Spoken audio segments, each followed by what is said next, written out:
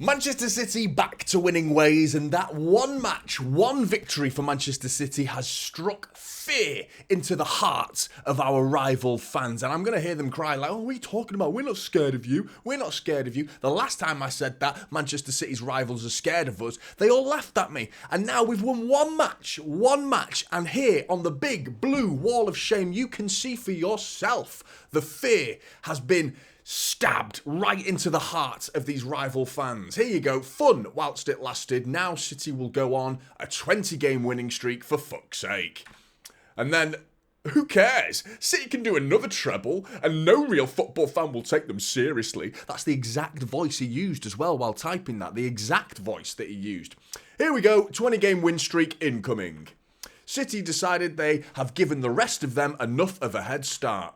We had a good run mocking City in the last few weeks. Now time to start bringing up the 1-1-5. That encapsulates rival fans perfectly, that comment right there. I wouldn't be surprised if City go on a 20-game unbeaten run from here. Football is crazy like that. Wouldn't be surprised if City come back and win the title. Start of a 25-game win streak. Arsenal were 8 points ahead of City in the 22-23 season, and that was in mid-January, not early December. Any Liverpool fans thinking the title race is over are dreaming. The people who thought it was over for City are awake now. Forest are a good side, in fact the only team to have beaten Liverpool so far in the league. But don't get carried away, as it is still a long way to go. That points lead Liverpool have could be vital. We shall see. There's logic to that, but I can smell the fear.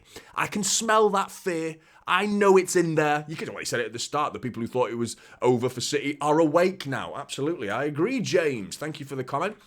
And then finally, Liverpool fan here. Look at this. The fear is strong with this one. The fear is strong. So strong, I put 2 pins in it because I couldn't hold it up. The weight of that fear was too much. So it needed more than 1 red pin. Needed 2 red pins, this comment.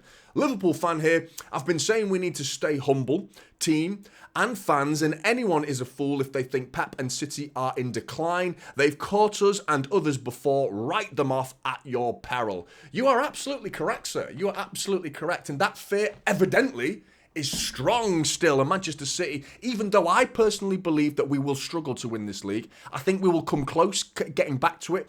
But I do think that a large amount of damage has been done. There is still a sense of hope within the City fan base. I'm sure there's more people that believe stronger than I do right now. I just feel like that gap is so big. Even though it's now back to 9 points, 3 games we're expecting Liverpool to lose, and that requires perfection from Manchester City. You never know. The reason why are they scared though? Because they consistently come out with things like, oh, they're a one-man side, completely forgetting and neglecting to talk about the other men in our football side, the likes of Kevin De Bruyne, who came back yesterday and was absolutely fantastic. Check this out. This is last season, 23-24 season, life with Kevin De Bruyne and life without Kevin De Bruyne. So as you can see, games with 18 games last season, 20 games without Kevin De Bruyne. We won 15 games with him. And only 13 out of the 20 games did we win without him. We drew 4 games without him, and we only drew 3 games with him. We lost 0 football matches with Kevin De Bruyne in the side for Manchester City last season, having lost 3 when he wasn't playing in the game. So they're a one-man side, 2.7 average goals scored per game, compared to without him. 2.4 goals, so we score more with him in the side. We win more in the game, as you can see, win more games. Win rate percentage, 83%, compared to 65% without him, and he's back. He is back. Kevin De Bruyne, 2.7 points per game compared to 2.2 without him. Absolutely fantastic to see him back in the starting 11, which is the main point from yesterday's takeaway for Kevin De Bruyne. Obviously, the goal was brilliant. He took it brilliantly. Got himself an assist, of course, as well. Goal and an assist. Kevin De Bruyne is back, everybody. Kevin De Bruyne is back. Here we go. What does this mean for our season, though? Because he's got to stay fit. The fact that he spent the whole of November on the bench, games like Bournemouth where we were losing the game and he doesn't even come on at all. So you're hoping that very pragmatic approach from Pep Guardiola, who clearly just wanted to take his time with this Kevin De Bruyne substitution. But I mean, Christ, mate, there was so many games in that month where I thought, come on a bit earlier. Yesterday, he unleashed him, took the leash off off you go, Kevin, away you go wild, mate, get on that pitch and do your thing. And he did his thing. He absolutely unleashed onto Nottingham Forest and bagged himself a goal and an assist. What a fantastic performance. In terms of the match stats, I've had them on the screen here and there for you as well. You can have a look at them in your own time. I'm going to do the same with the player ratings. They're going to roll on the screen for you as a top. But there are some players that I really wanted to focus on, really. Ultimately, as well, if you look at the player ratings, what you'll see, take note of the bottom statistic in all of their graphics. You can see the number of ground duels we entered into. Forest came for a fight yesterday. They were there for a fight yesterday, Nottingham Forest. And we entered into those duels and won most of them. So there was the bit between their teeth yesterday for these Manchester City players. And it was so good to see. So good to see the attitudes and the intensity of so many of these players. But yeah, you got to talk about Jeremy Doku as well. I mean, the guy was absolutely scintillating yesterday. Scintillating football from Jeremy Doku. And it wasn't just the entertainment factor, because that's been a lot of his issues for me. He's incredible to watch. But then he goes through on goal and gets into a situation and he spoons it over the bar, or he overhits the cross, but not last night. Last night he was pinging him perfectly. Number of key passes he's got was brilliant. He got himself a goal as well, a fantastic finish as well. Absolutely, just sublime. It was just such a fantastic goal from Jeremy Doku. Just a shimmy, shimmy, yam, shimmy, yay, onto his right foot, whips it into that bottom corner. It was a brilliant performance. I thought the whole team looked fantastic in the midfield in particular. Not fantastic. There were still frailties to yesterday. That's the one thing I wanted to take away. There was concerns to yesterday's game. So as much as it's a very positive result for Manchester City fans to look at 3-0, a clean sheet, 3 goals scored, 3 points attained, you know, it's a brilliant day. But there was still some moments that you're looking at. As much as I've waxed lyrical about Kevin De Bruyne, he sent Chris Wood through on goal.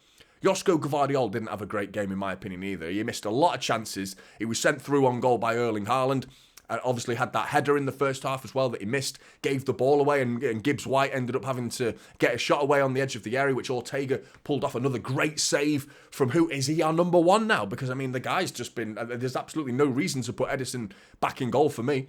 Ortega's doing the job, you know? But Jack Grealish, in the middle of the park yesterday, was absolutely sensational, I thought. And I thought the fact that he played is a bit of an 8, closer to a 6 at times as well. So sitting alongside Gundogan in that defensive midfield role, he didn't look out of his depth at all. And we've all been crying out for him to play centrally, preferably in the De Bruyne position. I think people want him to see him in the attacking midfield, not quite as defensive as he was yesterday. But, I mean, he came forward. He picked his moments to come forward very intelligently, and his defensive contribution was strong as well. He won a lot of his tackles and his ground duels as well.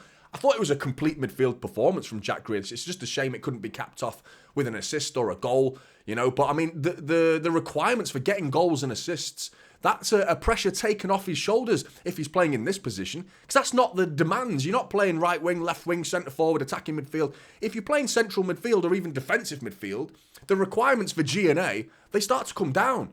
So Jack Grealish will have that pressure removed. And I mean, he looked brilliant yesterday. I see no reason to not be starting Jack Grealish in that position until Kovacic comes back at least. And even then, I would argue it would be Gundogan who goes on the bench, not Jack Grealish. I'd be putting Kovacic alongside Jack Grealish in all honesty, because I thought he was brilliant. Absolutely brilliant. Bernardo Silva as well. I want to mention him because I thought he was fantastic, coming in off the right wing, which is a position I've been very critical of Pep Guardiola, playing him in that right wing position. I'm not a fan of it, to be honest, but yesterday he was brilliant.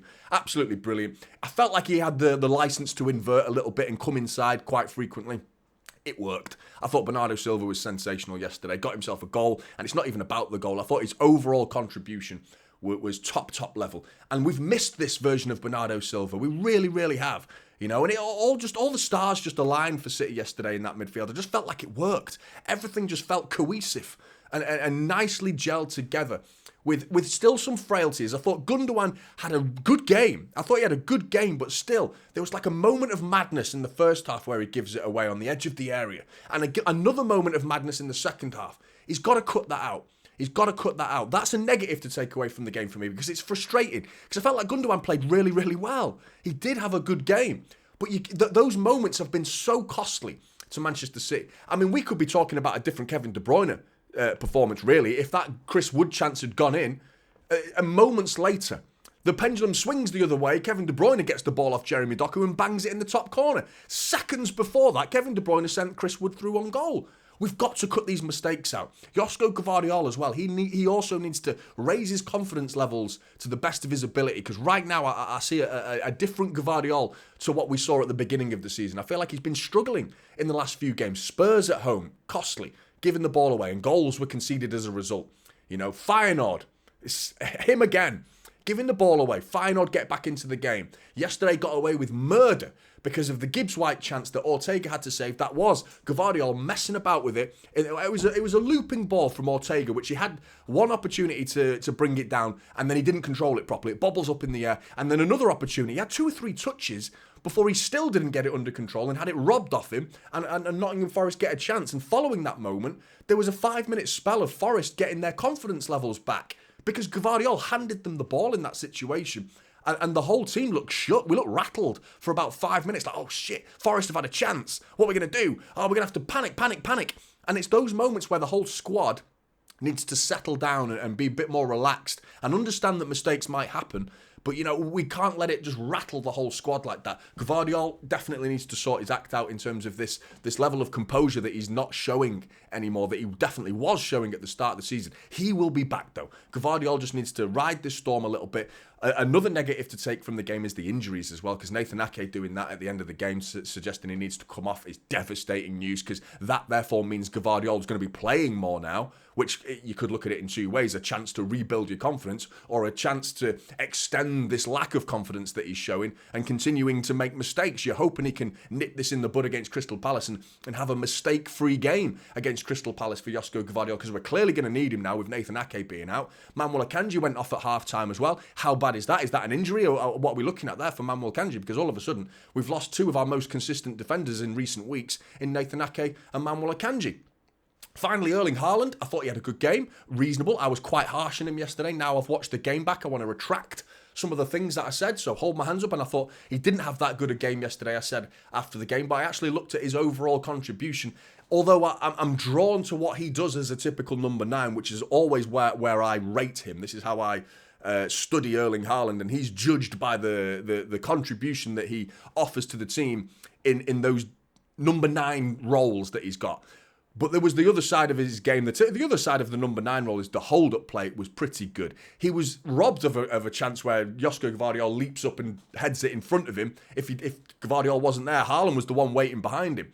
The 2 players link up again moments later, where Haaland spins on the halfway line, sends Josko Gvardiol through on goal, and Gvardiol puts it wide. Haaland could have had 2 assists last night. And it was good to see the fact that we've got 3 other goal scorers in Jeremy Doku, Kevin De Bruyne and Bernardo Silva. The other players are now chipping in. So the fact that Haaland brought these players into the game and got himself an assist for Jeremy Doku and was involved in the other goals, and well, even though it was small moments, but these moments matter for Erling Haaland. So even though it wasn't a scintillating Erling Haaland performance, it wasn't a bad performance. And I take back what I said. I didn't say he played bad yesterday. I just felt like he was quite anonymous. But in the moments and the emotions that you're watching the game, when you get to study it back and look at it without the emotions, you can see the contribution that Haaland offered yesterday was definitely there. It was there. And overall, Manchester City now have planted that seed of doubt into our rival fans, in particular Liverpool, who are now scratching their arses and wondering if Manchester City could do the unthinkable and turn round this almost irretrievable situation we find ourselves in and go on to win the Premier League title. I personally think it's one step too far for this Manchester City side. I have hope. I still have hope.